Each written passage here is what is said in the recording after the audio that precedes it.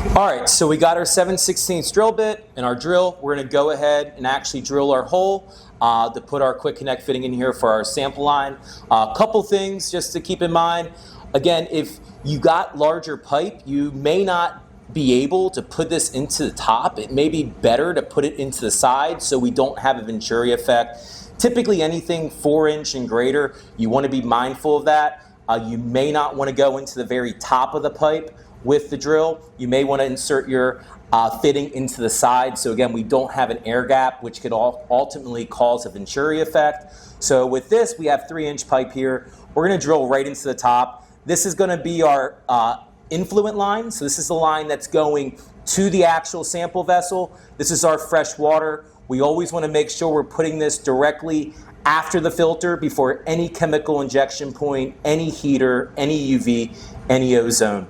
You want to make sure you have the purest water, and the purest water is located directly after the filter. So we're going to go ahead here and we're going to drill a hole right here. Again, we're using a 7/16 drill bit. We're going to try to get this drill bit as level as possible, and we're going to drill down into the pipe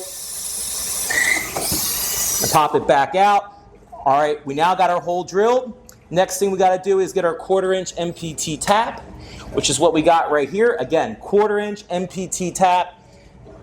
Our quick connect fitting, which is already pre-Teflon. You always want to make sure you do 2 to 3 wraps of Teflon around this fitting. All right, we can't put this fitting in right now because we don't have threads. This tap is what actually puts the threads into the actual PVC pipe, so this fitting can thread inside of it. All right, we typically recommend utilizing channel locks or a wrench to go through here and to tighten this fitting down. So you want to twist it.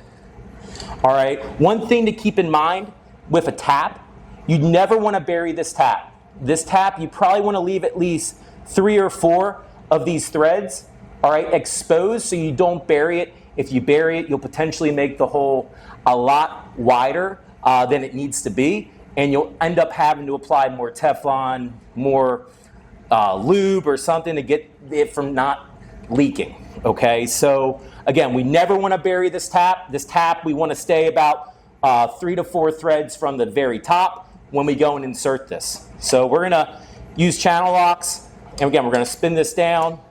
Another alternative, if you have a drill and you have a socket fitting, you can also use a drill to get this down a little bit faster, which I'll show you that right now. So we're going to go put this on and drill it right down. Again, we want to make sure that we don't bury this all the way into the pipe.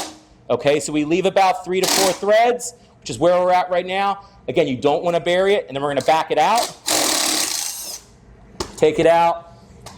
Then we're going to go. Again, we have our Teflon tape on our threads. We're going to go thread this into the pipe. Never use tools, always use your hands. All right, if you bury it too tight, you may potentially crack the pipe, and then you're going to have a bigger problem on your hands.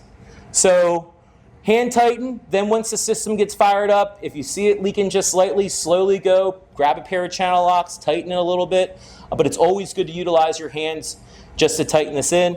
Then we're going to grab our sample tube. Again, this is our influent line going to our sample vessel, and we're going to insert this tube directly in until you feel it grab. You shouldn't be able to pull out on it. Just as a bit of advice, if you do ever have to replace this fitting or you're ever doing work, just know that in order to release this tube, you just got to press down on this fitting right here, all right, and you'll be able to pull it right out. But it's inserted in there. We're good. Again, this line is what is feeding our sample vessel, the filtered water. This is directly after the filter, so we have the purest water going through this sample line back to the sample vessel.